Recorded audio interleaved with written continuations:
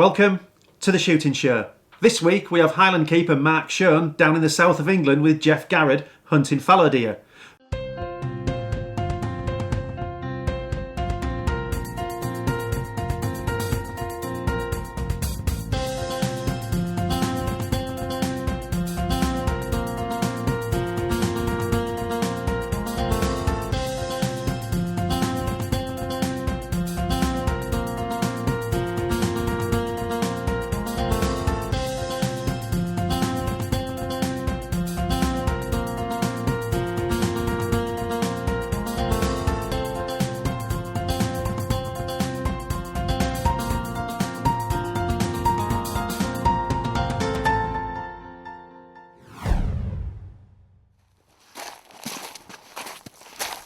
It's north meets south as Highland keeper Mark Shone gets a taste of stalking all the way down in Essex at Audley End. Mark Shone, I'm a stalker on Glenettive Estate, as seen on the shooting show. We managed to get the car out yesterday and drove all the way down to Essex here to go after some muntjac and fallow.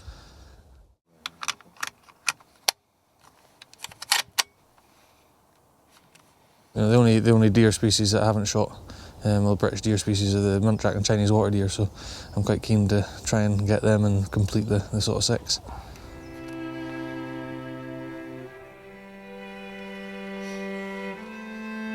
We're in for a high seat vigil at dawn, so Mark doesn't have long to get used to the lowland terrain that's so unfamiliar to him. Still haven't seen a muntjac yet.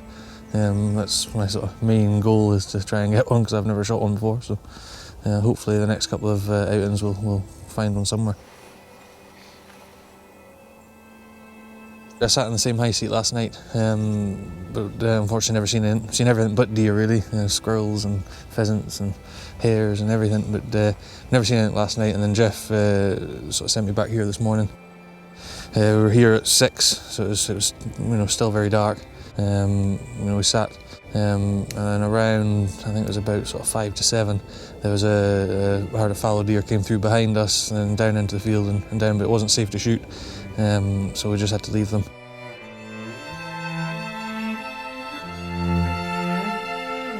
It's really interesting to see all the wildlife here. It's just the woods alive with animals. I mean, the movement is just, you're always on your toes, because there's just movement everywhere, and it sort of catches you out. You seem like all these brown hairs, I keep thinking it's muntjac.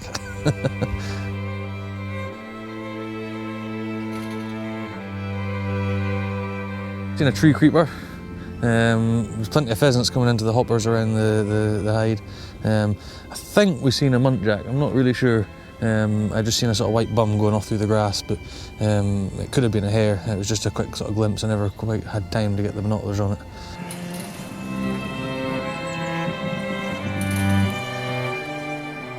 The first stint in the high seat draws a blank, but Mark's spirits are still high. Highland keepers have endured a lot worse than this in the name of sport.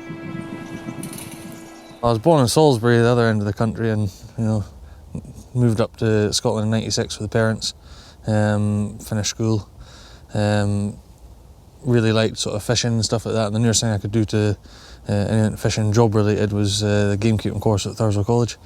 So went and done that for 4 years, and then sort of carried on into full-time employment. Worked in a grouse moor in Perthshire for a year full-time, and then moved up to Badenoch Estate up in Sutherland, where I gillied on the River Helmsdale and acted as second stalker on the estate for 8 years, and then moved down to Glenettive. Wet and lots of midges, but it's worth it. The scenery's great. Sort of try and keep busy. It's going to be difficult through the winter when the weather's bad, especially this year, because the ploughs haven't been running and keeping the road open, so we've been kind of stuck in the glen. We let the lodge, and we get teams of guests in that go fishing, stalking, hill walking, just sort of generally try and keep them busy. In the summer, when there's no water and the river's bone dry and maybe misty or whatever, and you can't get out to the hill, it's quite hard to keep them occupied sometimes, but we try our best. Red deer, there's a few roe. We have the occasional sika. I've shot one since I've been there, and one of my neighbours have shot one since I've been there as well, so that they are there, but there's quite a big bit of wood. We've sort of 4,000 or 5,000 acres of woodland, which is thick, sort of commercial forest, so they could be in there. There could be hundreds in there and you wouldn't really know. But we're clear felling it just now, so there's more open ground now, so if they are there, I'm sure we'll start seeing them,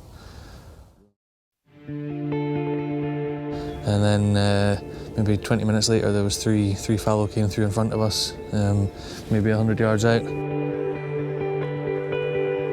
Finally, Mark gets the chance to draw a bead on his quarry through the Swarovski optic. The deer are in range, but picking a clear shot through the trees is no easy task.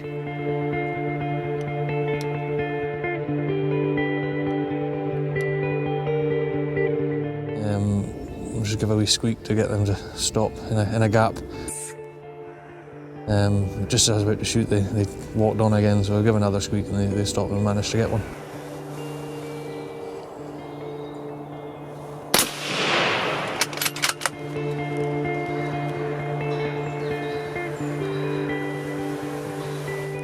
Mark was equal to the challenge and took the fallow down with a well-placed headshot. Not his usual choice of shot placement, but on this occasion it was called for. Geoff, the keeper on the estate, had requested that we head our next shoot it was basically for the venison. There's no damage through the meat, and I'm really confident with the setup we had, with the scope, the rifle, the ammunition. It was little more than 100 yards. I had a really steady, good steady rest, and I certainly wouldn't have taken the shot if I didn't think I was very capable of doing it.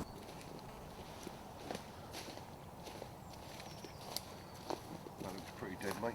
I think so. Thanks, Well Geoff. done, Mark. Yeah, good one. Yep. I'll tell you what, I think that's probably going to go and end up in the freezer, mate, that one. Good. It's a nice one for the freezer. Yeah, well done. With the game shooting season complete, deer control is high on Geoff's agenda, and he's happy to see another clean shot beast in the larder. Brilliant. I mean, obviously we've seen something, we've got a shot. We've got an out in tonight and then tomorrow morning, so fingers crossed we'll see one. And our friend Michael's here as well. He got his first muntjac last night, so some people have all the luck. I'm sure I'll find one eventually. We'll be back for more fallow stalking action next week, but before then we catch up with Mark one more time. Tonight, really well. Shot my first muntjac. I must have seen a dozen.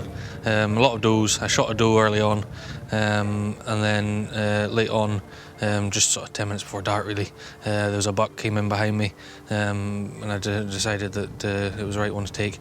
In my vast knowledge of muntjac, it had antlers, so no, I'm delighted, really delighted. So that's my first 2 muntjac, and then tomorrow morning we'll see, maybe get another one, you never know.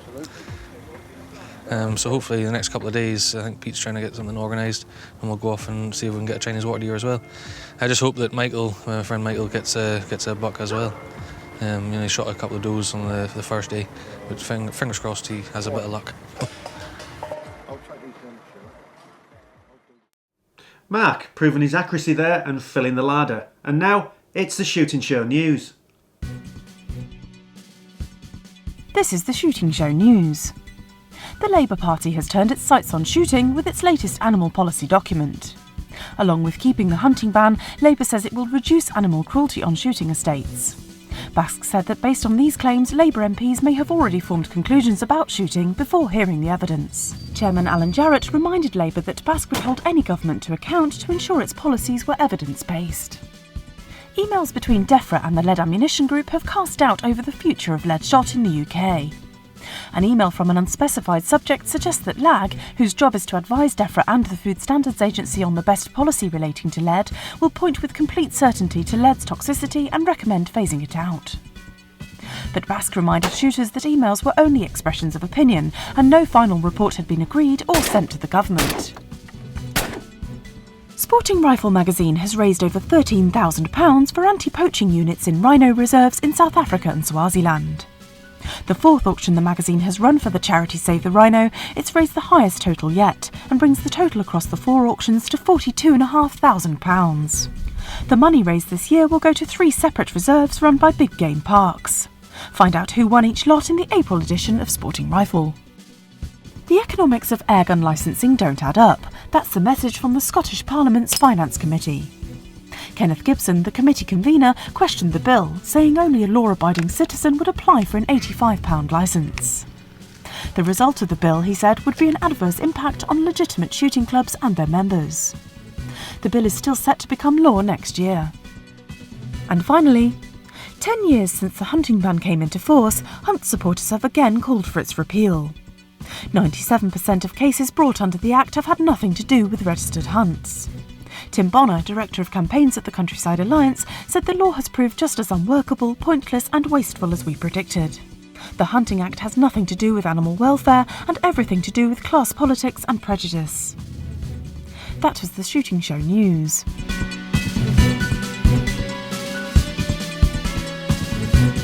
Well, that's it for this week. Thanks for watching. Please like us on Facebook and follow us on Twitter. And if you're not a member of Basque, it's time to join now. Basque, looking after your sport, looking after you.